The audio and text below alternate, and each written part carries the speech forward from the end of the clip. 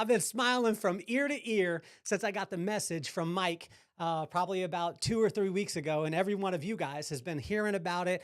You're probably wanting to quiet me down, although you're going to want to hear every single thing that this man has to say. I reached out to him probably about a month ago, and I said, your music spoke to my soul. I grew up in Lompoc, California, and a very small town, and we didn't have the type of money to be able to get the normal stuff or the things that were cool. And when I heard this man's music, it spoke to my soul and told me that I was going to be okay, that it was okay to be a little different, that it was okay to step into that, and it was okay to speak about this one 3-letter word that most people would never talk about, which was God. And in a time of gangster rap, in a time of bravado, this man was bringing the soul back to hip hop. And if it wasn't for him, there wouldn't be groups like an Outkast, like all these different groups that have that he paved the way for.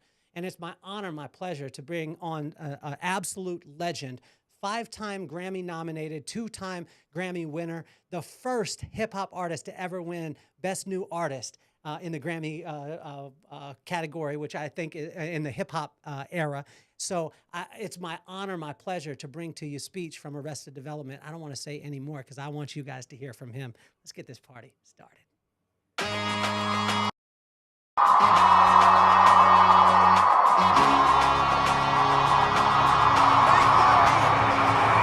Nothing more on my mind. I got to shine, so every day I grind. Work in the morning, work in the evening. We's achieving, cause we believing. It's for certain, we put the work in. We ain't stopped just because it's hurting. Right before your eyes, so it's coming to no surprise. The takeover is televised. Over and over and over again. Make no mistake, we continue to win. Defeat never known, cause I will not lose. They wanna mimic my moves, but can't walk in my shoes.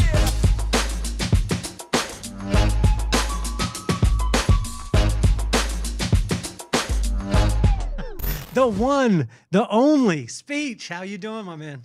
Oh, I'm doing good, man. Yo, you got the raps going on like with the flow. Oh, man. I'm doing good, man. I'm doing real good. How are you, bro? Well, I'm doing amazing. The one thing that I would have wanted to be able to do, but we can't do because of YouTube and because of licensing, I would like to be able to have your music as the intro on our show at some point, which I think would be amazing, man. It's such a pleasure to be able to connect with you.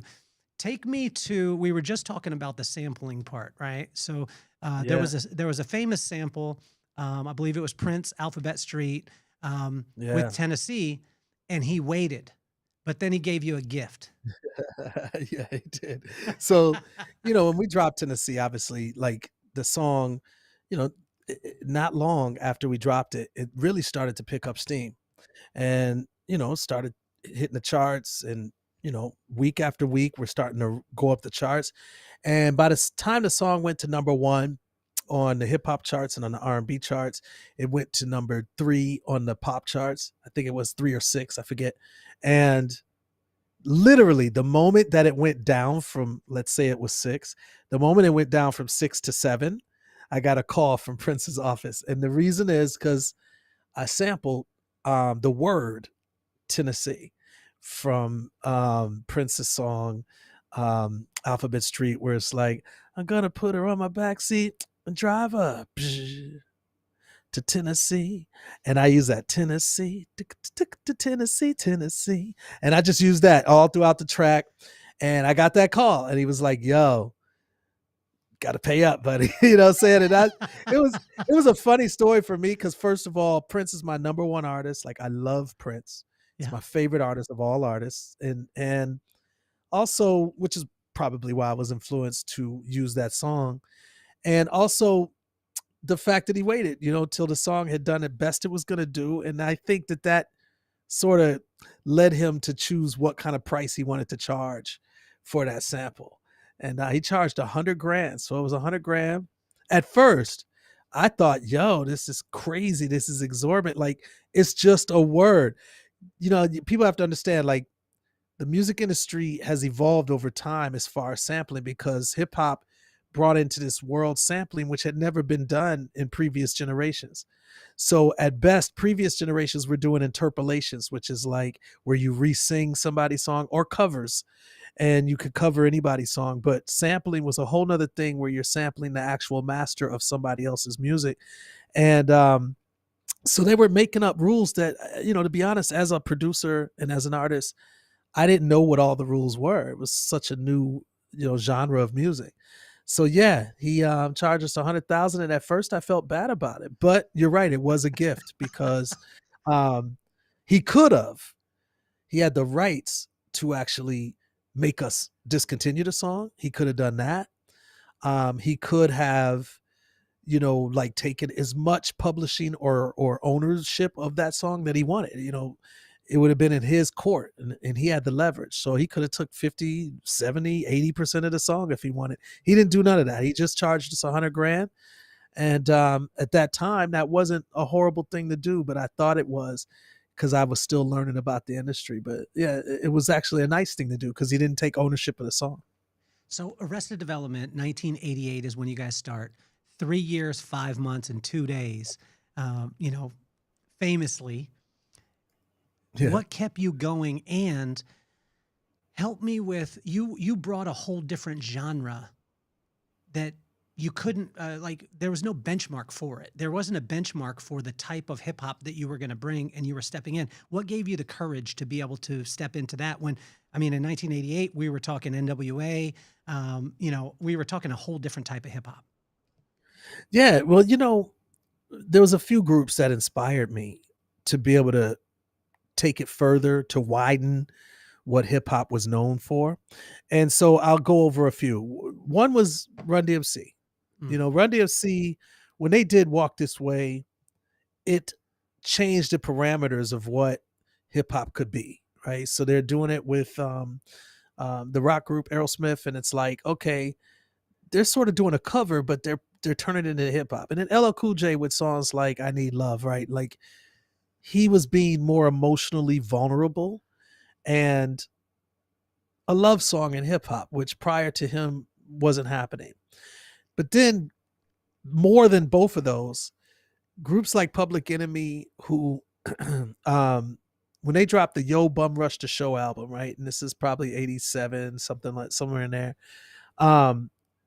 It gave me permission, in a sense, as an artist, to speak about social issues and go in depth about it, and also be more musically daring than what hip hop had possibly ever done previously.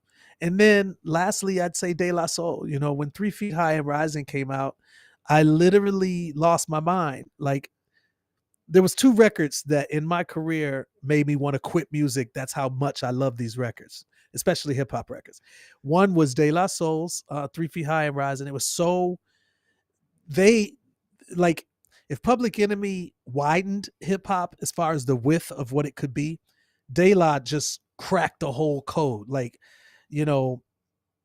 Their singles from Plug Tuning to the album, 3 Feet High, like every song was so experimental and every song was so explorative creatively, and the rhyme styles that they would use, the patterns, the way that they approach songs. So all of that gave Arrested Development permission.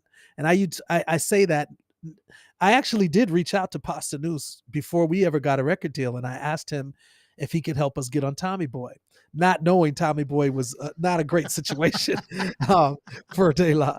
But he wrote back, which I'm a nobody at this point. So that's the coolest thing, and we're friends to this day.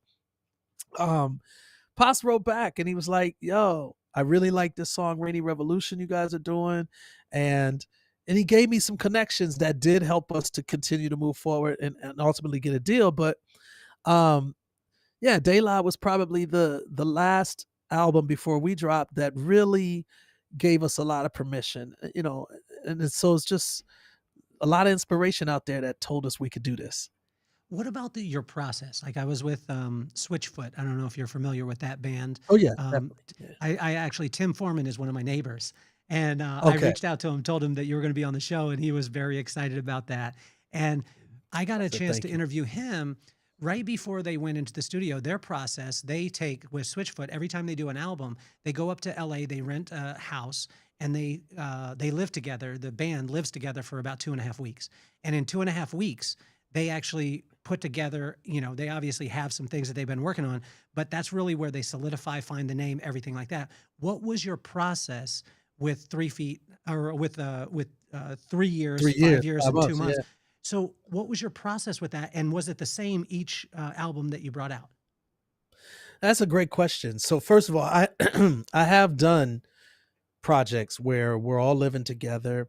Um, and to some extent, 3 years was that. So let me explain. So this is before we had the money to keep going in the studios. Cause back in these days, the late 80s and early 90s, you pay money per hour to go into the studio. So we didn't have a lot of money. We weren't signed yet. So I bought a Tascam 4-track, and it was a cassette player 4-track recorder, and it literally could record 4 tracks. Then I moved up to an 8-track. So I had 8 tracks, and me, Headliner, which is our DJ, and some other members that weren't members of AD, but they were friends of ours. We all lived together. So it was a similar story as Switchfoot, where we're in the same house. We're constantly around each other. I'm sort of like a mad scientist kind of guy that likes to sit behind, which I have right here in my studio. It's actually right here. Actually this direction. I have I used to use, and I still use, an ASR 10, which is a keyboard from Ensoniq. It's an old keyboard. They don't make them anymore. ASR 10 from Ensoniq, and a HR 16 from a company called Alesis, and they don't make those anymore either. But I used to just sit behind, in my bedroom, behind those particular 2 pieces of music equipment, and start the ideas and create songs like, Tennessee, or Mr. Wendell, or People Every Day, or Revolution, or whatever. So it's like, that was the initial recording style. And what I would do is record as much as possible on that Tascam 8-track, and just to sort of get the ideas fleshed out and make different versions, see what I like best. And then once we got a record deal, we got a budget. Wasn't a big budget, but we got a budget to be able to go in the actual studio. I rented out a studio called Tracks 32 in Milwaukee, Wisconsin, and recorded the first album. But we had already had those demos, so we knew what the song was going to sound like, and we just knew we could perfect it even better. So then we had our choice of microphones. We had numerous musicians that could come in and play certain parts with us, and it just took it up a notch. What was the scary part of the record industry at that time? Because in our heads in 88, 87, when we're listening to music, we're thinking, in the event that you do music and you get signed, it's straight easy street, and there's gold on the road for the rest of your life, and everything works out. Can you take us through the inner workings of that? Because I don't think a lot of people understand even how the record industry worked, not only today, but at that time. Yeah, well, at that time, it was very much the best of the best, generally speaking, got signed to labels, because not everyone could do a song in your bedroom and put it out on the internet on a streaming service the next morning or the same moment. You could put it out on a social media platform at the moment you finish it nowadays. Back then you couldn't. So you had to have somebody, either an indie label or a major label, to help you put out records. I mean, sure, you could put out an independent record on your own, and even that might take months before you would ever get anything out after you finish the project. So, it was very much a highly competitive and almost like rocket science to try to figure out what are the labels interested in, what odds can you get an actual deal, and where do you get this deal? Who's the brokers that can help you get closer to the labels? Who are the labels? These are the types of things. And especially coming from Atlanta, which is Arrested Development comes out of Atlanta. Unlike New York, where hip hop started in New York. And so it had the LLs, the Run DMCs, the Cold Crush Crew, the, Treacherous Three, Grandmaster Flash, the Fierce Five. It had a whole history of artists from that same city that had already made it and already released records. Atlanta did not have that. So you have this additional challenge of trying to figure out how to even get the attention of a record label. You get what I'm saying? So then once you get that record label deal, now it's a matter of picking the right songs that can make that album, hopefully as successful as possible. I remember for our album, we ended up using about 15 songs for our debut album, 3 years, 5 months, 2 days. But we recorded probably 25, right? So 10 songs had to get shaved off just because we felt like these other songs were probably more viable for where the market was at the time and stuff like that. So, there's a lot that goes into it that people wouldn't know. And then not to mention it was much more of a team sport back then than it is now. So now I can make a whole song and a whole beat in my home studio, put it out today, and everyone could hear it. Back then, generally speaking, you're going to make a song maybe in your mind on a guitar, but then you're going to get in the studio and you got a mix engineer, you got an assistant engineer, you got the studio itself that you have to deal with, you got producers, a producer desk that is sort of giving you ideas. I was the self-producer on our stuff, but there was so much more of a team effort and things were a lot slower as well. So, the process was slower. You really had people deciding which mic, like, okay, rap to me the lyrics you're about to do, and let me decide for you which mic, an engineer would do this, which mic is going to be the best mic for that delivery. Like, and I love that. So like, there was a lot more decisions being made by groups of people, and the whole process, therefore, in my opinion, was more interesting and more exciting, When you talked about De La earlier, De La was famous for, well, I think one of the greatest of all time, if not the, but they introduced Tribe, right? And when you saw Yeah. those things kind of come into play, who was the first person that you connected with, maybe you opened for or whatever it was, that almost kind of put you on, or that you kind of started to break through because of a relationship through that? Well, I want to say, I think I got to give props to the Jungle Brothers because I Mm. believe Jungle Brothers even introduced Tribe first. I want to say that Yes. just on the Yes. song Black is Black. But ironically, mentioning Tribe, we opened up for Tribe, and here in Atlanta, way before AD was ever famous, and that was like one of the most exciting opportunities that we ever had because we love Tribe Called Quest. And so I mean, I think that was one group that we were deeply impacted by, and we had a chance to open up for. Unfortunately, that particular show didn't crack open the code in a sense for us to be able to get signed, but it was a great moment for us nonetheless. So I hope that answered your question. But yeah. Yeah. So Speech, there's so many people that we get to watch in front of our eyes almost find their sound, right? So you see an artist Yeah. and they've got kind of sea legs a little bit, and then they start to go. Like, you came out the box with your own Yeah. sound. How did you find that sound, and what were the largest inspirations for you growing up, and how could you get that confident, like on the first album when you came out, and stick to that? That's a great question, bro. First of all, I was inspired by Michael Jackson and the Jackson 5 when I was 5 years old, maybe 6, 7. I'm not sure exactly what age I was, but back then they had a TV show on. They had a variety show and they had a cartoon show. Both of them I was so deeply inspired by that they were the start of the flame that, the spark that would end up being a flame for me. Then after that, I would say Rapper's Delight, Grandmaster Flash and the Furious Five, all of that was like huge inspirations for me personally to get into hip hop and to dive deep, especially Grandmaster Flash's record that he released called Grandmaster Flash Adventures on the Wheels of Steel, right? So this record was the first album ever to use scratching on the record. So you're listening to an album that's using an album in order to make the album that you're listening to. And that was just an unheard of concept. I was blown away by it. I was forever changed from that day. In fact, I became a DJ before I became an MC, and just started DJing parties because of Grandmaster Flash, who I've met numerous times and we've toured with. Those types of moments were just pivotal for me. And so all of those things sort of led to Arrested Development being able to come out later. I would say Public Enemy's album gave me the permission in a sense to be social and to be political and to talk about messaging. Um, as I already mentioned, De La, Jungle Brothers, I'll include them as well. Were KRS One gave me permission, and I will also say, being in Milwaukee, which is where I was born and raised, I spent my summers in Tennessee with my grandmother, but I was raised the rest of the year in Milwaukee.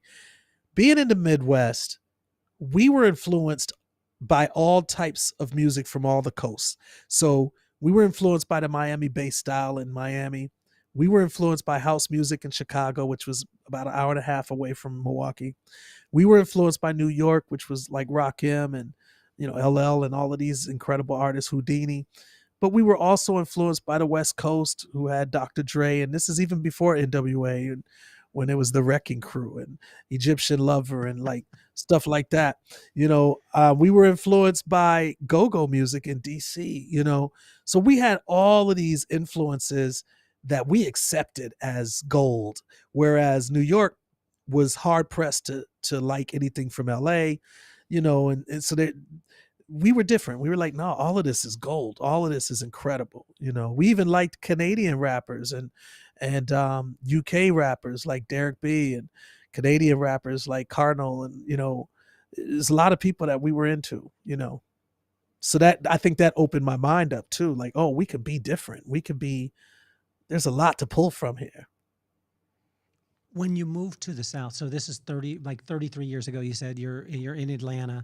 Atlanta at that time, when you guys dropped, it didn't really have its sound, right?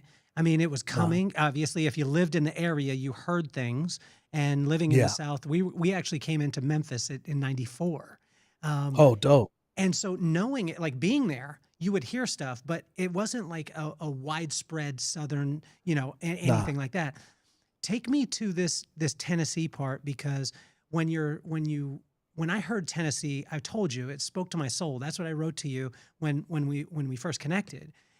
Right. And people have always said that truth will resonate much more than any type of story that you can tell. And I didn't realize that this Tennessee song is actually true. Like it's a depiction. It's a documentary. Yeah, it is. Yeah, it is. So, you're right. So, the South early on in hip hop was trying to find its legs, right? Because the closest thing to Atlanta, for instance, musically was Miami. And so a lot of the early Atlanta sound was, 120 and up beats per minute, very fast, very much sort of capitalizing off of the 2 Live Crew, Uncle Luke Skywalker type of sound, that they were really the heavy 808 bass that was happening in Miami, right? So they were really capitalizing on that, and they were sort of in that groove. And because of that, they didn't have a sound of their own per se. Like it was very much the Miami bass sound, and that's who most people were imitating and trying to sort of ride that particular wave. For me, coming from Milwaukee, but living in Atlanta now. So I moved to Atlanta in 1987. Well, I had just got out of high school. I'm a young dude, 18 years old. And I see this incredible diverse city with African culture, with African-American culture, with, of course, just generally American culture and everything in between. There's a lot of rock groups happening at that time early on. A lot of black rock groups too, like groups like Follow for Now, who was prolific in Atlanta, really booming. Other groups as well. So like the cool thing about that was that I felt like, oh no, Atlanta's sound can still be developed. And there's so much more that can be done here instead of just sort of going on that wave of the Miami bass stuff. So we took it there, like just really the whole Tennessee song, for instance, like audio wise or musically, was a mixture of what we all love about hip hop in New York, which they were very much on some James Brown type samples and funk samples from James Brown era, but mixing this melodic energy that had not been done in hip hop yet. In fact, in New York, they were sort of, Run DMC used to have a song where I rap, I do not sing. It was sort of against the law in a sense to be melodic in hip hop at that time. but we were embracing it because in the South, you have the church influence on every block basically, and there's this gospel. A lot of musicians, whether they were religious or not, got their legs in the church atmosphere. A lot of Black musicians in particular, that was the place that was like a safe haven for creativity. And a often sort of violent or you know, not so friendly environment for Black people in the South. But the church was friendly, and it was a place where you could develop your skill set. So that melody, that sort of soulful feeling that Arrested Development was able to put in came from being surrounded by that energy. And same difference with even a, you know, Goody Mob, who would later come after us, and Outkast, and Killer Mike, and so many others that would come after us. It's like that was allowed in the South, you know, that whole energy. The song Tennessee lyrically was one of the most sad songs that ended up being it's a triumphant song in my opinion, like at the end of the day. So the song is about my grandmother, who I spent all my summers with in Tennessee, a small town called Glimp, Tennessee. It probably has about max 1,000 residents in this town. Very rural town. Spent all my summers there, and she passed away of a heart attack, my grandmother. And that same week, literally, we were at her funeral. The same week she passed, my brother Terry, who was my older brother, my only brother, passed away as well from an asthma attack. Totally unexpected. Both of those deaths were unexpected, and I felt like my world had just collapsed. And so the song Tennessee was inspired by the last place I saw both of them. My grandmother's funeral in Tennessee, and my brother was there to celebrate her life.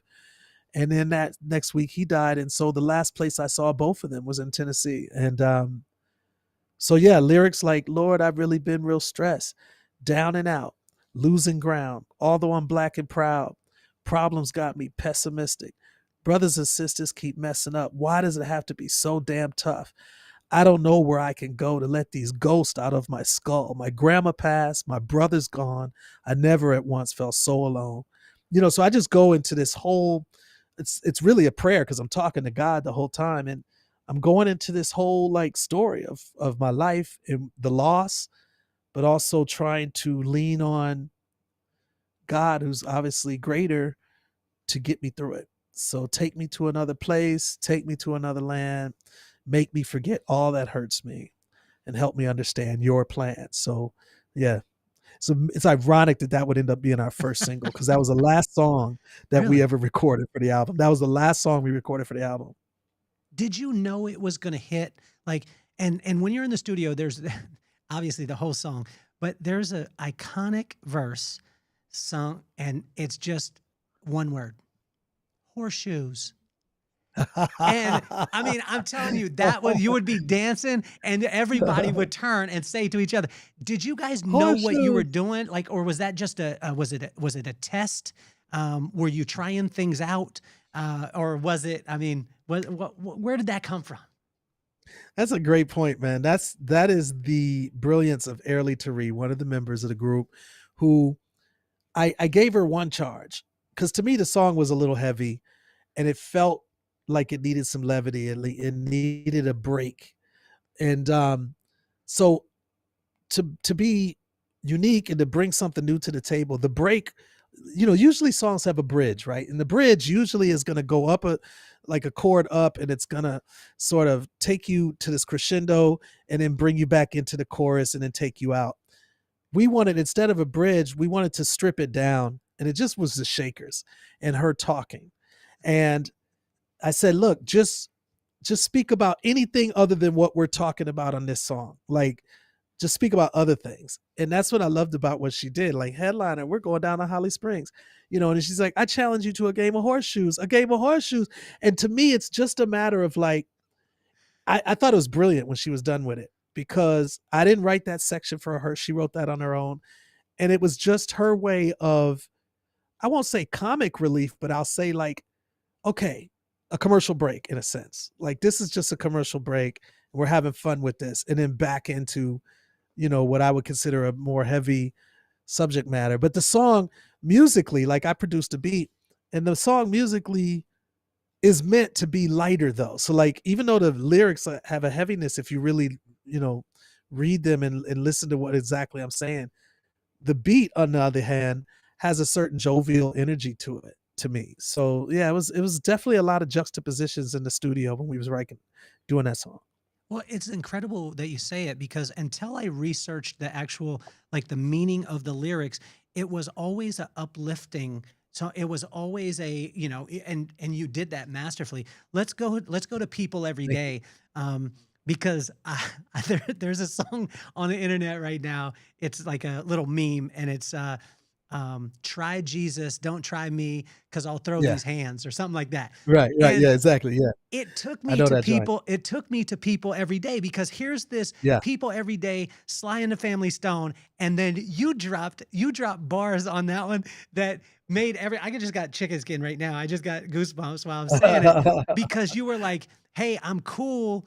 You can see all I'm different, everything like that. We're all Yeah. loving, but test Yeah. these hands and you ain't gonna Right. like it that Exactly. much, right?" Help me with Exactly. that Yeah. song.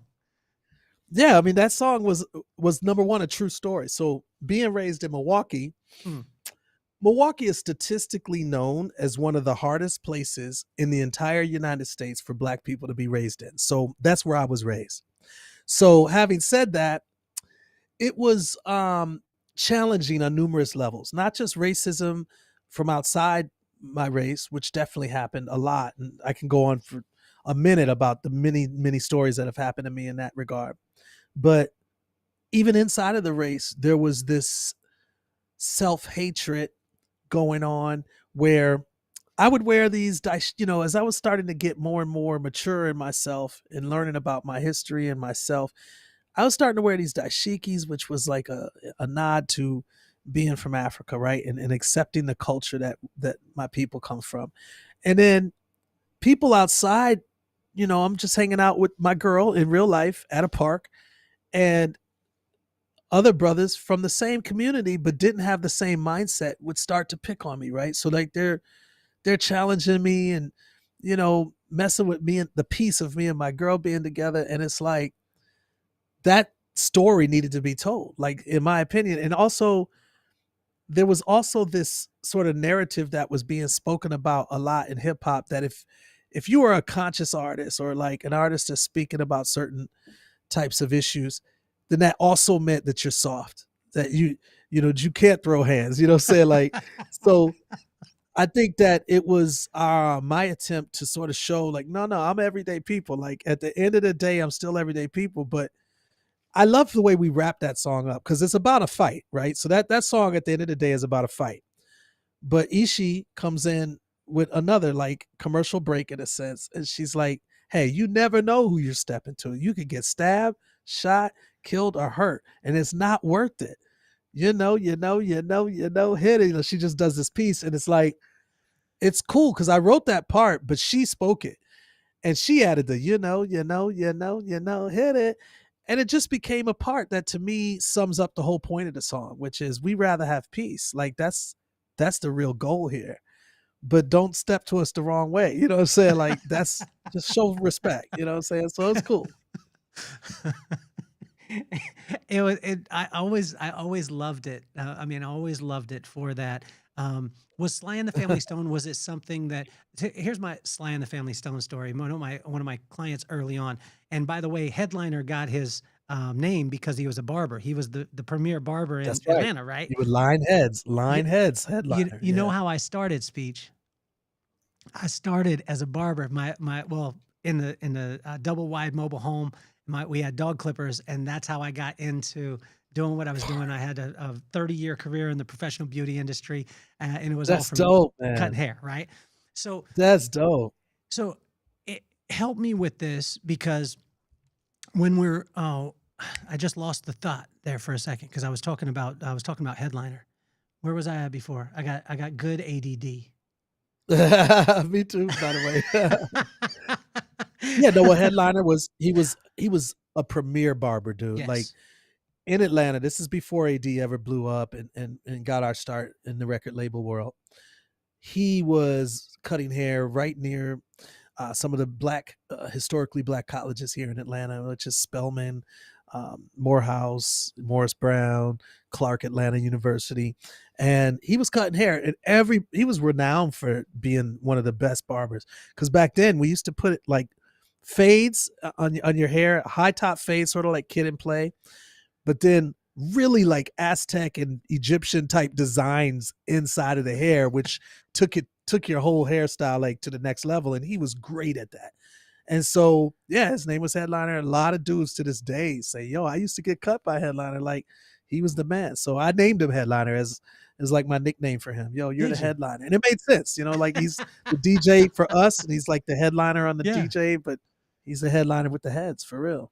I captured it with my ADD. It was my Sly and the Family Stone. I had a client early on that told me that she had a bass guitar that she, and I said I wanted to learn how to play one. I didn't know how to play, but she said, well, I'll let you have it for as long till you can learn. So she gave me an amp, she gave me a bass, right? I go home, Speech, all my life. I turn on Sly and the Family Stone, and I grew up Al Green, Marvin Gaye, right. Sly and the Family Stone. My dad had the soul side to him. He also had the Led Zeppelin. My brother went more rock, whatever it was. But I was feeling more on the soul side. And I turn on Sly, and I'm like, man, I'm feeling it, right? I'm feeling. Totally. Yeah. So I'd never played a bass before. And I turn the amp all the way up. I'm in an apartment. I turn it all the way up, and I start hearing it. And I'm like, man, I think I'm a natural. So I start pow, pow, pow, pow, pow, pow, pow. And I'm just nailing this thing. Like I'm feeling it all the way through until the record ended, Speech. And I kept going, but I was hearing him thinking I was doing it. And when it got done, that's hilarious, dude. It was the most awful sound that I've ever experienced. Hilarious. It was awful. So with you, that Sly and the Family Stone, was that an inspiration growing up and such an honor for you to, I mean, because it was a play off of his music too, right? Totally, I mean, people every day. Did you intentionally do that growing up? Did you say like, I want to be able to do something as a homage to somebody, to Sly? Not at all. Not at all. So it's funny because I didn't know about Sly growing up for whatever reason. It just never was brought to my attention. So the first time I got introduced to Sly, there was 2 hip hop records that I loved the drums on. And one was, it was 187 on the undercover car, and you don't stop. Snoop and Dre had that track. And then Jungle Brothers had a track. I forget exactly what it was called now. And both of those songs, I was like, who did the drums? And I found out, somebody told me, yo, that's from a group called Sly and the Family Stone. And I was like, okay, I'm going to the record shop, bought some Sly and the Family Stone, found that loop, definitely wanted to use the loop. And because I'm a producer, so I'm like, okay, I'm sampling that loop. And while doing that, started digging into the catalog and happened to just interpolate, because we didn't sample Sly on the song People Every Day, but we interpolated it, which basically means we resung the chorus, right? And it just made sense. But I will say, once I started learning about Sly, I dug so deep. Like, he and their group was unknowing. Like, I was mirroring so much of what they were doing, but not knowing it, because I guess our energies and what we consider to be dope happen to be the same. Like, he came way before us, but I'm saying, like, us having girls and guys in the same group, it had not been done in hip hop except for Funky 4+1 until we did it. So like, I didn't get that from Sly, but it happened to be the same energy. The women really playing a real role in the group. Sly did that already. Same difference. Later, we would even have people of different nationalities in the group. Sly did that, decades ago. My point is that this energy that Arrested Development would have, already Sly had done it. But I didn't realize that until I started digging deep. And I'm like, wow, it was an affirmation for me that, okay, we're definitely on some great pathways here with this group, So Speech, as a producer, take me through how, I just went to a concert the other night, right? And my son is a big Forrest Frank fan. And okay, so we went, and I thought it was interesting because he stopped the concert and he said, he pulled out his computer and he said, I'm going to show you how I make the music. And Wow. he took a clap. He was like, he clapped and he recorded it. And then he took it and he went through and he said, now it needs to have a little bit more, hi-hat. So he added that. And he's like, now it needs a little bit more, texture. And he added something. Right. Can you explain this part? Because this is so fascinating. I didn't realize that there's building blocks. As a producer, you're digging through Definitely. do you dig through the crates first, find the sample, and then add on? Or do you already have something that going and you add the sample? That's great. Great question, bro. Now, I've been doing this for 33 years. So I've done all the above as far as how to start the song, but generally speaking, it is a sample because to me, I believe that samples are almost like a photograph of the spirit, the energy, the soul, and the thoughts of that time period. It's captured. And so to me, when you listen to a song, you're getting a lot from it more than just a cool melody and a nice beat or, a cool lyric. You're getting spirit, soul, all of this spiritual things that you don't even pick up on unless you're cognizant of it. So like I would hear songs, that loop right there. That right there could be it could go off on a different galaxy in and of itself. So that song obviously has its own, solar system. But I was like, okay, this little section of that song though could be its own solar system from that solar system. So it's like just adding galaxies to galaxies, universe expanding type of stuff. And so I would usually use a sample. I like manipulating samples. So I use this ASR 10, keyboard that I was speaking of, to sample, and I would manipulate it. So sometimes, maybe even People Every Day, for instance, or Tennessee, there's a sample I would use. Boom and chip, boom, chip, boom and chip, boom. So like that to me brings this soulful energy that I really love, but I manipulated it. So I'm not just biting off of somebody. I'm inspired by that somebody, but I'm making something of my own at the same time. Then adding textures, drums, and then I listen to it. I listen to the creation. And a lot of times in my experience, the creation itself will tell you what the subject matter needs to be. The music is speaking to you. So if you have an instrumental and it's either melancholy or it's happy or whatever it's doing, if it's soulful, if it's more rocky, like rock oriented or reggae oriented, blues oriented, it's telling you something. It's telling you sort of which direction you need to go in lyrically. And that's what I do. I just listen to it. Like a lot of creativity for me is really listening more than like proactively doing anything. It's just listening to what you got there. So like People Every Day, that sample is from Bob James. It's a 1-bar sample in his song. His song is probably 5 minutes and 49 seconds. And I used probably 2 seconds of it. But it created People Every Day because that little section to me it literally sounded like what summer feels like to me. And that's what that song sort of came from, just starting with that one little bar loop, Dun, dun, dun, dun, dun, dun. That's it. And there's a whole song that goes on in different chord arrangements and everything, but that was the one part to me that felt like the most fun or beautiful summer you could ever imagine. And I love when I hear that song, People Every Day, our song, at parties, because to this day it's still that song for the summer. It's that feel good joint. And I love when something clicks like that. One that I don't know that got as much shine as it should, but I wanted to know the story behind you. Because for me, lyrically, like, and just sitting, I mean, that was, again, like as I'm saying it, I wish like there is going to be the time where we get to do this live in the studio and get to spend some time. But I tell you, in listening to you and listening to the flow, listening to, like, for me, I've been such a hip hop fan my whole entire life. And, cadence is so big, but not just cadence. For me, it's the lyrical content, the heart and Yeah. soul behind it. So for me, it was all these things that had to come together into this perfect kind of being. And for me, You was one of those tracks. What's Wow, the man. story of Thank you You? so much. That's a great song for me too, man. Like, well, it's a few major turning points for me with that song.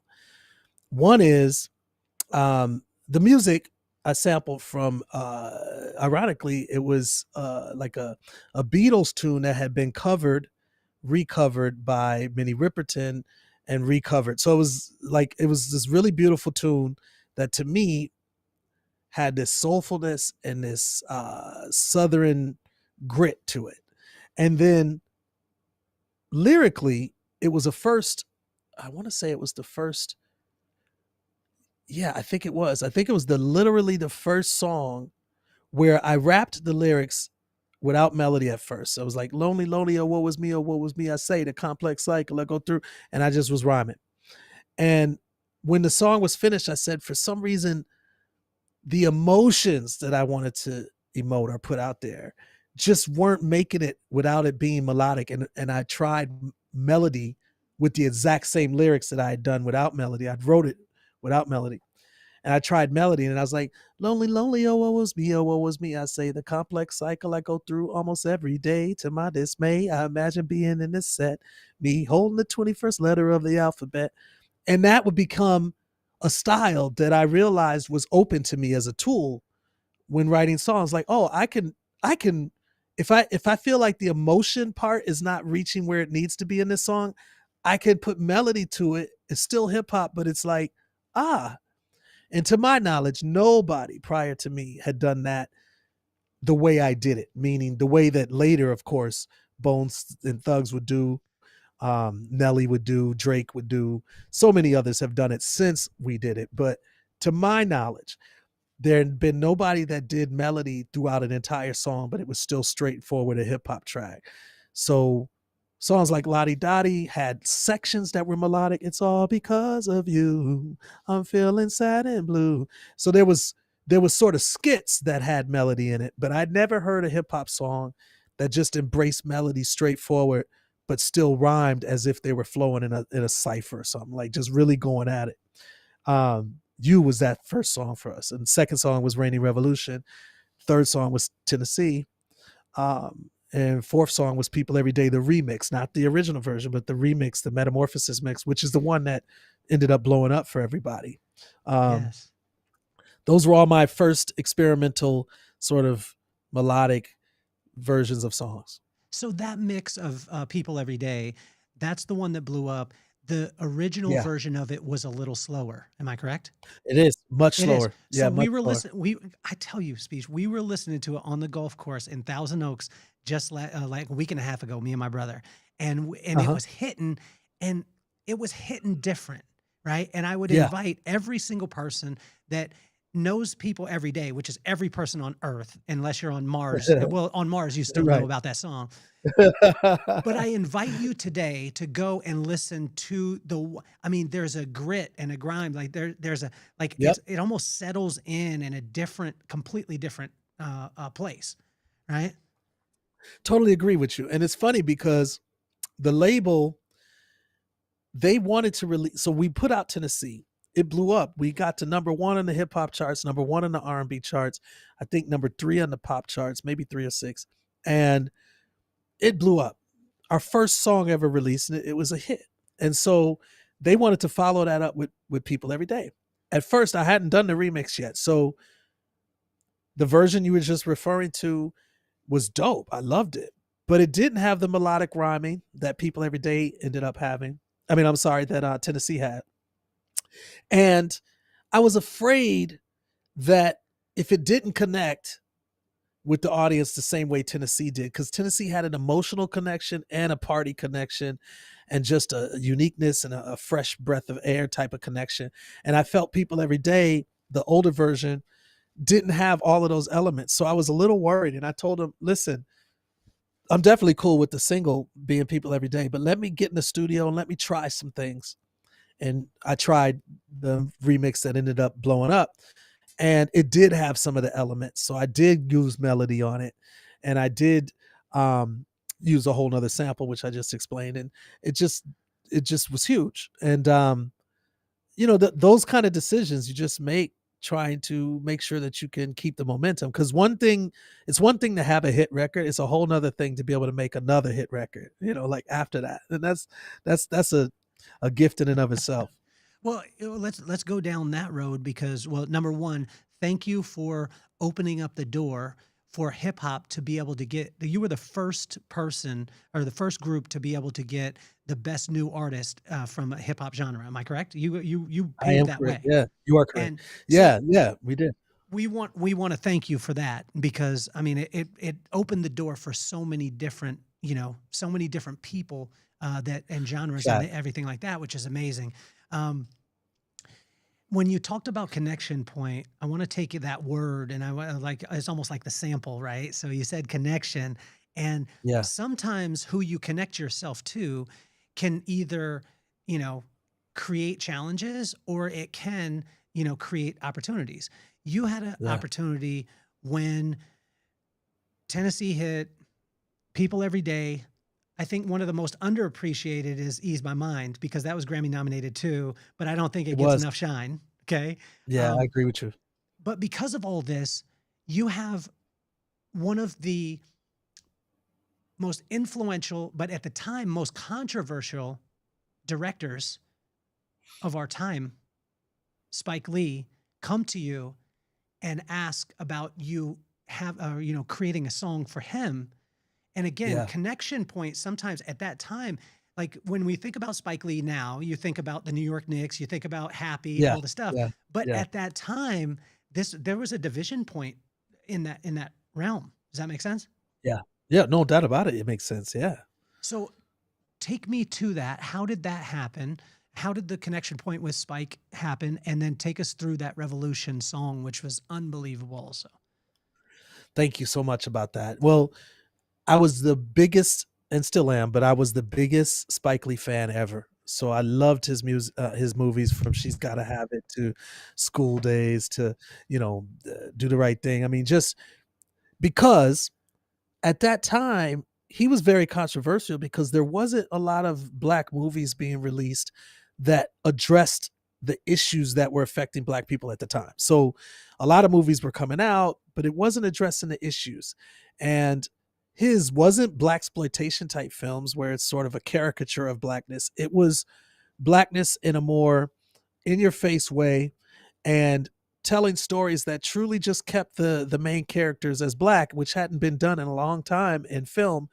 And he was one of my hugest heroes. Now he didn't know me, so I was writing him letters and saying, "Hey, we're this group called Arrested Development. We would love to do something with you, blah blah blah." He never answered. Maybe he never even got the letters. I don't know, because we were doing snail mail back in those days. You actually literally wrote a letter and sent it into the mail and see if he ever opens it or gets it. So we now blow up, as you already stated, and we're at a nightclub one night in New York, at a little nightclub called Sweet Jane's, and it's packed. We're the headline, we're the ones performing, and it's literally the walls are sweating. That's how packed it was in there. It was probably a huge fire hazard danger, and we're backstage. We just finished rocking, and here comes Spike Lee walking into our dressing room. Now, for me, this is like literally like a, almost like a Jesus like moment to some extent. Like, it's huge because I love this guy and I love what he's contributed. So he comes backstage, we're all floored, and he starts talking to us. And he's like, yo, at that time, he was doing a movie about John Coltrane, and he wanted to call it The Love Supreme. And he said, I would love to do you guys to do, some songs for it. And we're like, yo, we would absolutely be honored to do that. It ended up being a movie called Mo Better Blues, and he ended up using our label mates, Gangstar, Premier and Guru, rest in peace, Guru, for that movie. It ended up being Mo Better Blues, and Gangstar did Jazz Thing for that. Then he did, so we didn't hear from him for a minute. He did X, and he called us, and he said, yo, I'm back. I'd like y'all to do. Now X was it was an easy yes to do that song, but it was a hard act to follow because Do the Right Thing had Public Enemy's Fight the Power all throughout it. And it was an anthem for the entire movie, not just a song tagged at the end or somewhere in the movie. It was a character in that movie. And so and Fight the Power is an absolute perfect song. I mean, so me as a producer, um, I was nervous to be able to follow that. You know what I'm saying? And Jazz Thing is dope too from Gangstar. So it was a upward call and it was an honor, you know. And Spike is very hands-on. So we went into the studio in New York. I brought my own engineer. I went in the studio. Of course, the entire group went in the studio. But Spike insisted on being on the song. So like he's like, yo, we're the groups in the studio, we're like, Revolution. And he's like, I want to jump in with y'all. So he got in the studio with us and he's like, Revolution. And so it was fantastic to work with him. He's such a hands-on guy. We finished the song a couple months later, maybe even just a few weeks later, came back to New York and filmed the video, which was the biggest production I've ever been a part of. It had 500 extras. We blocked off 2 or 3 streets. We had cranes at each location, totally different set of huge production crews. So we had a crane at one location, basically doing what nowadays a drone would do, like catching the overhead visuals. And then we had a crane at another location already set up. All the lights were set up. I had never seen such a professional, organized music video scenario in my whole life. It reminded me of what Thriller was, or like, you know, these big budget things like Michael Jackson and stuff like that. So it was just fantastic, and it will forever be a highlight for me. So when you're going through the 3 years, the 5 months, and the 2 days, and you're doing it because the love of the music, and you guys have a vision, you have all these things, and then, I mean, things hit.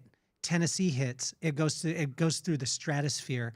You follow up with people every day. I mean, it's like, how was the treatment different? You know what I mean? Like, not only from, I'm sure from the ladies, but just from people in general that maybe would have walked by you a couple years before and never said Yeah. anything, to then Yeah. you being in that spot. And how were you able to stay as humble as you are through that? Because some people would have been like, I'm going to show you now. Yeah. Um, that is a great question, bro. It changes dramatically. And what's weird about it, like an inner body experience as a person going through it, you know, you haven't changed. So like, it's as if on Monday you're a nobody. And I say that in quotes, everybody's a somebody. But from an industry standpoint, you're a nobody. And on Monday, and then on Tuesday, you're you're the guy, right? And so like literally we had headlines at the time saying I'm the next Bob Marley, like me personally, right? So like that's the kind of like uh perception that's being put on us, when I was the same guy yesterday but got no love, and today I got all this love. So you're getting it from women. That's definitely a challenge.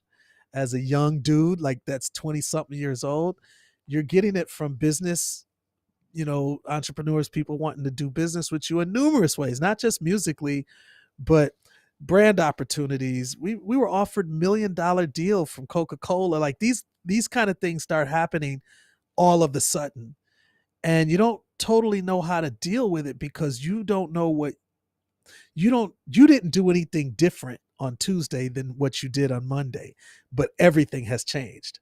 So that's the trippy sort of head trippy part, you know, about being famous. It's like, oh, okay, everything. We were in France doing a concert tour early on. This is in like 92, 93. And literally, like the Beatles, we got off of our tour bus and hundreds of girls and guys were running towards us, like running, actually running, not jogging, not just walking fast, running towards this group. Like we had become that kind of popular. And it's just, you know, and that's overseas. Like that's the other thing. And that was our first time in France, you know. Yeah. It is an absolute mind, you know, game. It's a trip. So how to stay humble? I mean, for me personally, I had a lot of I had to remember what the lyrics were. Like I had to literally remember what we did this for and what we're trying to accomplish. And I think you, at least a person like me, puts extra energy in trying to be down to earth Yeah. because it's so easy to get head blown up and stuff like that. So it was tough. It was tough. And there was a lot of internal strife. I mean, I'm not going to sugarcoat that. In the group, it affected each one of us in very different ways. And it did cause tension because, you know, first of all, monetarily, different people are making different amounts of money. You know, I mentioned earlier that Airly Tari wrote on Tennessee. Well, she made more money than Headliner did, who didn't happen to write on Tennessee. Ishi didn't write on any of the material. So she was making less. Ishi's one of our dancers. So she was making less money. She was making money from all the shows we did and all types of other things. But from a publishing and like songwriting standpoint, she wasn't making any money. So if you're new to that industry, you don't know what to do with that. Like everybody had to try to learn very fast. It's like being thrown into the deep end of the pool, right? And if you don't know how to swim, it's that kind of thing where you're trying to learn as you go, but still stay afloat, still promote the records, still be out there on the road and, you know, shake hands and kiss babies and all the things that you do in order to sort of make friends in an industry that, you know, a lot of people are doing you favors to have a hit record, especially back then. It's a lot less people that do you favors now. But back then, a lot of different people played a part in your success. And so you had to do a lot of sort of, you know, meeting people and being busy, you know. How did you learn the business game? And like, again, most of the people who listen to the music, we hear the music, we know the Grammys, we know the multiple Grammys for you, 5 nominations, all these things. We think that once that happens, it's like the faucet, and the faucet just has gold bricks that come out of it all the time. Yeah. How does the industry actually work when you started, and how does it look now? Because now when we look at it, me and my brother were talking about this, and he asked me the question the other day. He said, you know, Kel, how does an artist today make money with their music? And I was excited to be able to have this conversation because you obviously know you had a leg up because you were writing, because you were producing, but can you Yeah. kind of run that down? Yeah, definitely. I'll start with the music industry today. The sad answer is that it doesn't make music. I mean, it doesn't make money. Artists can, I mean, of course, there's a very few that are like the size of, you know, I don't know, Kanye West or Drake or Kendrick Lamar or whatever, who can make pretty good, decent money. And even that is not necessarily through their music as much as it is through touring and diversifying their incomes with various product endorsements and, you know, things like that. That's where they're going to make most of their money at. But through the music itself in today's atmosphere, it's very tough. To give you an example, back in the 90s, if there's this thing called sync licensing, and what sync licensing is if a major motion picture uses your song in the picture, right? So for us, for instance, you know, People Every Day has been on numerous movies and series, TV series, but songs like Man Final Frontier, for instance, was in the famous movie called Boomerang, which is Eddie Murphy and Martin Lawrence and, you know, Robin Givens and numerous others. And back in these days, an average amount of money that you would get for a sync licensing deal, a movie using your song, is anywhere from $50,000 to $250,000 for one song, one usage, one point in the movie. To give you an example, what you make today for that exact same privilege for a movie to use your song or a TV show and the like is anywhere from $200 to $1,500. So it's very, very different now than it used to be then. And that's just going back to my point, that is very tough.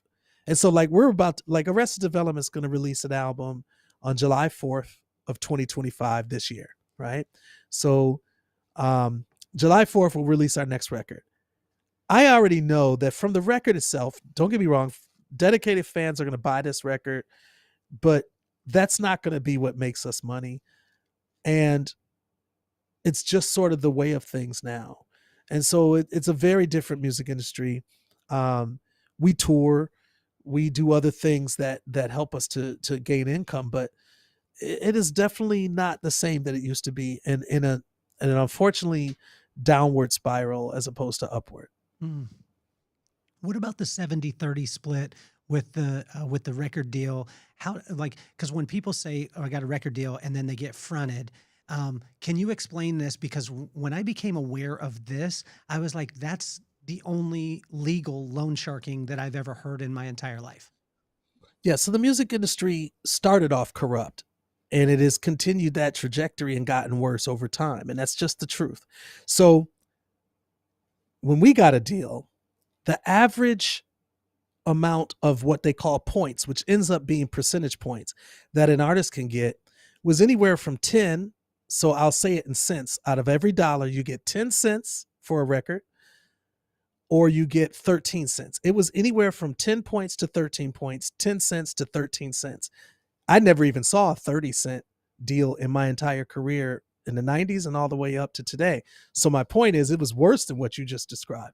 And that was the average deal, by the way, in the 90s. Late 80s, it was even worse.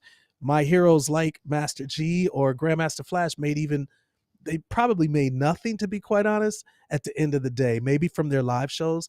But those artists had it even worse than we did. So I say all of that to say the average deal was anywhere from 13 to 10% of each dollar. So yeah, if you were selling that record for $10, you made $1. You know, that's it. If you sold 1,000,000 records, it's $100,000. It's not as much as people might think, and that's to split with the entire group. Meanwhile, you have an advance, Mm-hmm. and our advance, I'm just being candid with you. I mean, it's been many years since we did this, but our first advance, I want to say, was $75,000. Well, that was to make the record.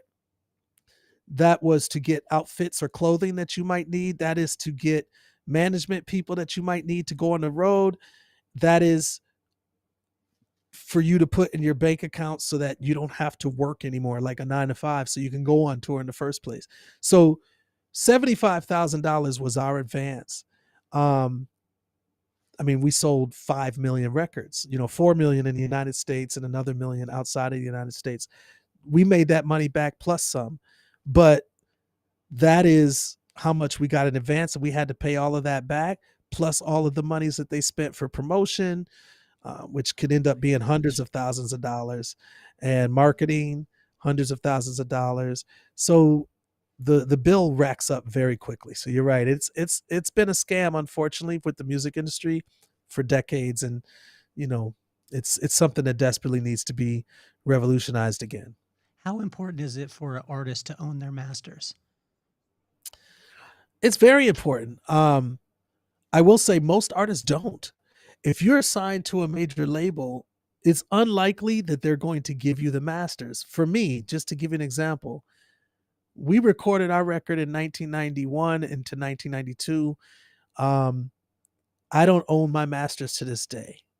So over all of these decades, I've owned a little bit more of it per there's certain sort of benchmark years that you get where you get a little bit more of it, but I still don't own it 100%, nor does the rest of the group members own it. I mean, in fact, put it this way, I own the most of it because I produced all of the songs, and then I also rapped on all of the songs. So, yeah, I made the most of it, and I still don't own even what I put into it, nor do I own it outright. And this is 33 or 4 years later. Now, could an artist could you go into the studio now, re-record the music, or do they own the rights of that actual music? Say like when Taylor Swift went back in and she re-recorded her stuff, do you have to change it to own it? No. So that's a great question. You do have a right, but see, this is the beautiful thing. Any artist can make People Every Day all over. In fact, some artists have already done it. Mary J. Blige did it with Jermaine Dupri, and so many others have done it. I can redo People Every Day, and I would just have to pay a certain amount of money to the rights holders, but not all of it. So I would make more money from that. The challenge though is what I was talking about earlier when I was saying samples have a certain spirit, a soul. There was a certain thing that was happening. Some of it's tangible and some of it's intangible that you can't put your finger on, but that made that record incredible back then, that it is tougher than people might think, at least for hip hop it is, to recreate that record with that same exact energy. But if you can do it, it's worth it. So there's a lot of other artists from maybe the rock genre or from folk or blues who could do their record over and it could sound pretty much the same and everyone can celebrate it the same. But even if you were to make it over, I will say that there's still two versions of that record out there, or at least two. The version you've now made and the version that existed prior. And unfortunately, a lot of times the algorithms of today's streaming industry and the way music is distributed today is likely going to point to the first original because that's the one that's been in the ecosystem the longest, you know? So, but I'm not discouraging people from doing that because they can do it. And if they're lucky, they can, you know, own the rights to that new creation. Speaking of owning the rights, there was a time where a TV show with Mr. Ron Howard, Opie Taylor, came out and and utilized a name that you had, which I want to tell you this, and I want to compliment you on this. How genius was it? Because it wasn't something, the copywriting thing, I'm sure like that wasn't as prominent as it is now. Like if a person opens a business, they have a brand, you're looking at copywriting right away. In your place, again, this is another place that you blaze the trail, and thank you, Speech, thank you, Arrested Development, for opening this for all of us. What happened with that situation and how detrimental could that have been for you? Yeah, that's a great question, bro. Like, so copyrights, you know, we didn't have language back in the 90s like brand, like this is my brand, this is her brand.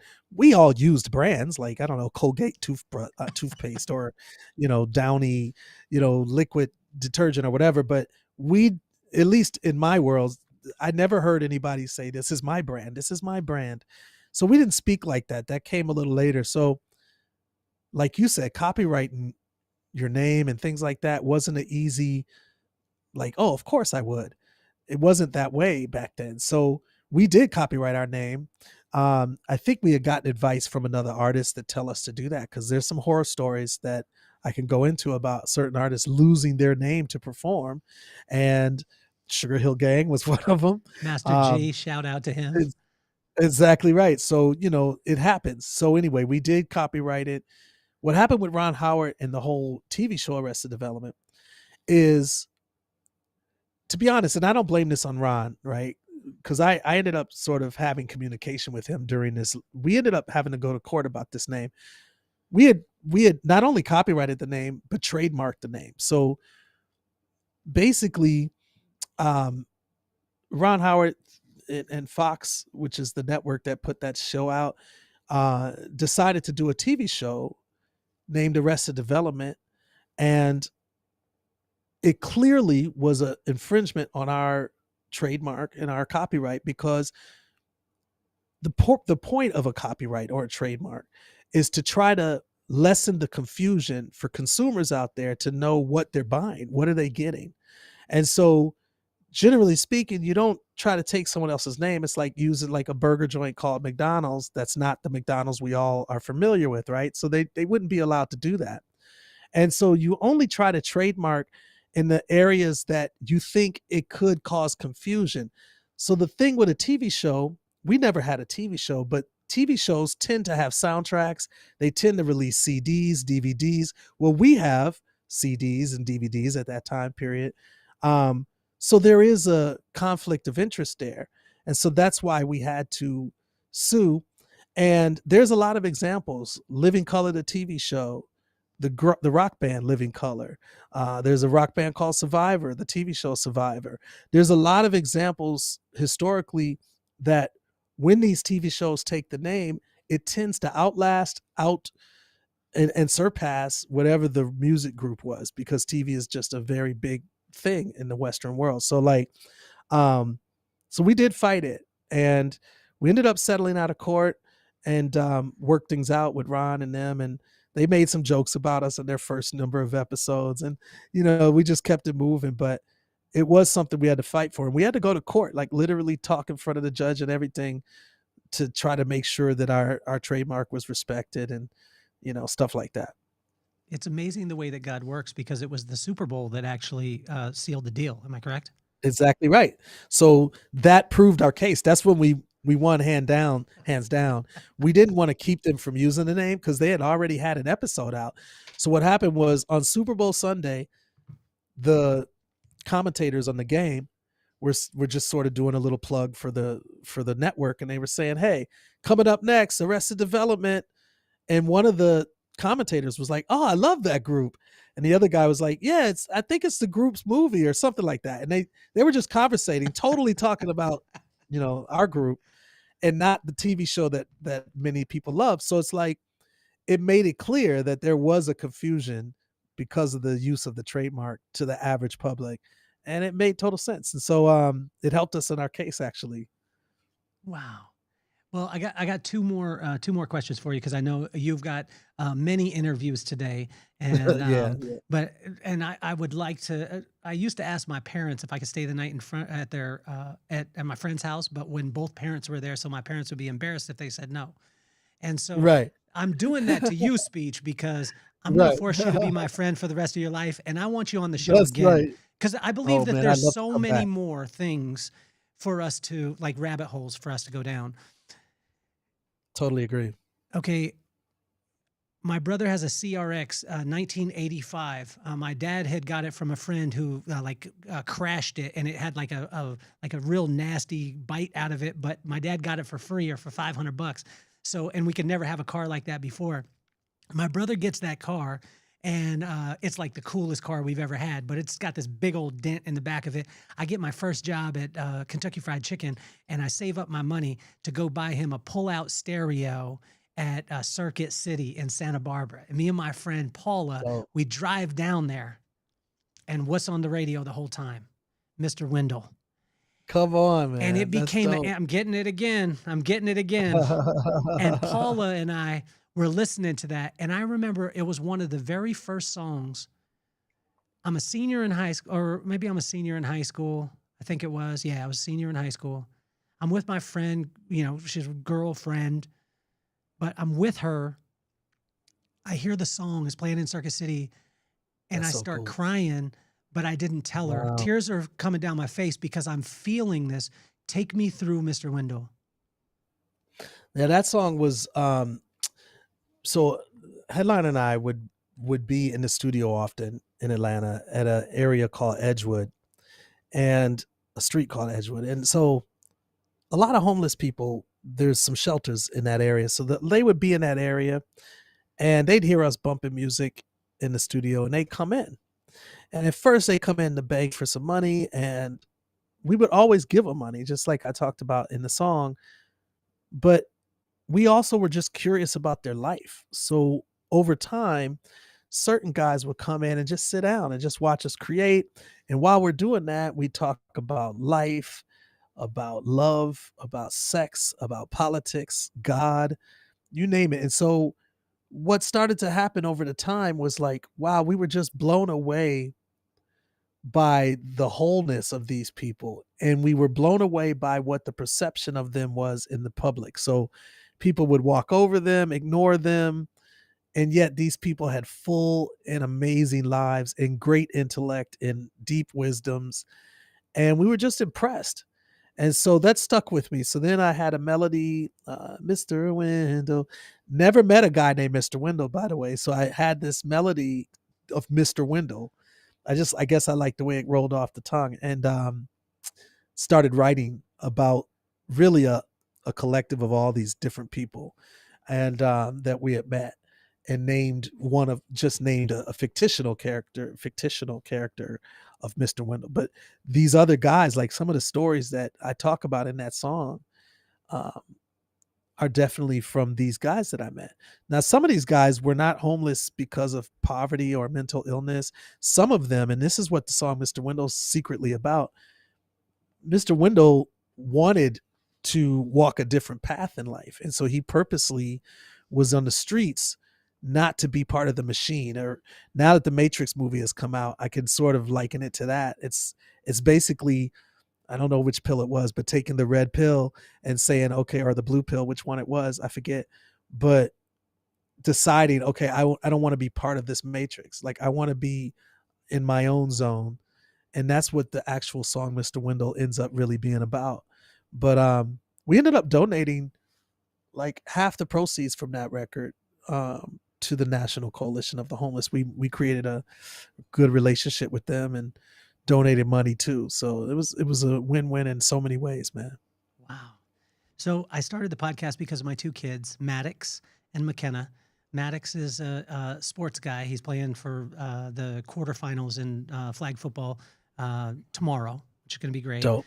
Dope. Marches to the beat of his own drum. He was wearing his pants inside out one time, and I said, "Son, you got to or inside out and backwards."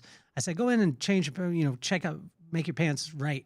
He comes back out and they're not fixed, and I was like, "Hey, you didn't fix your pants." I said, "What are you going to say when somebody makes fun of you for wearing your pants backwards?" He was like, "I'm just going to ask them, why are you wearing yours forward?"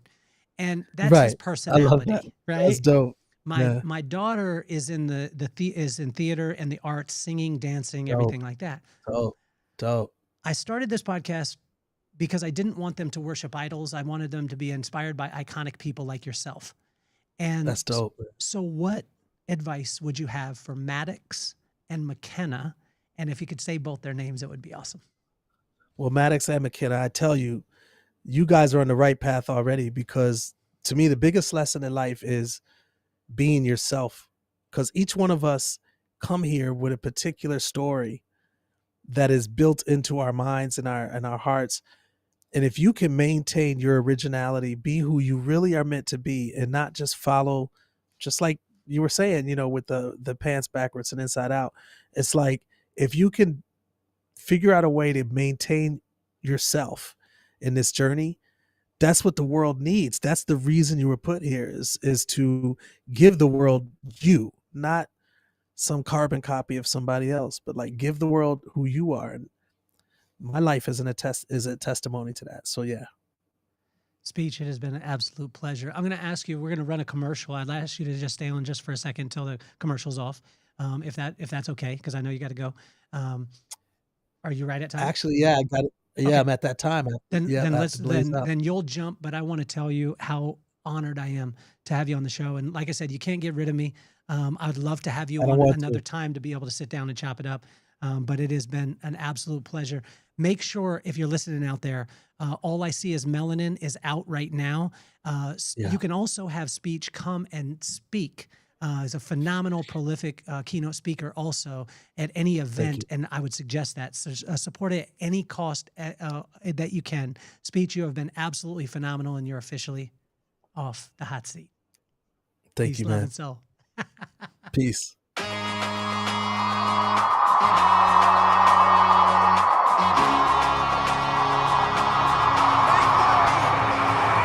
Nothing more on my mind. I got to shine, so every day I grind. Work in the morning, work in the evening. We's achieving, cause we believing. It's for certain, we put the work in. We ain't stopped just because it's hurting. Right before your eyes, so it's coming to no surprise. The takeover is televised. Over and over again. Make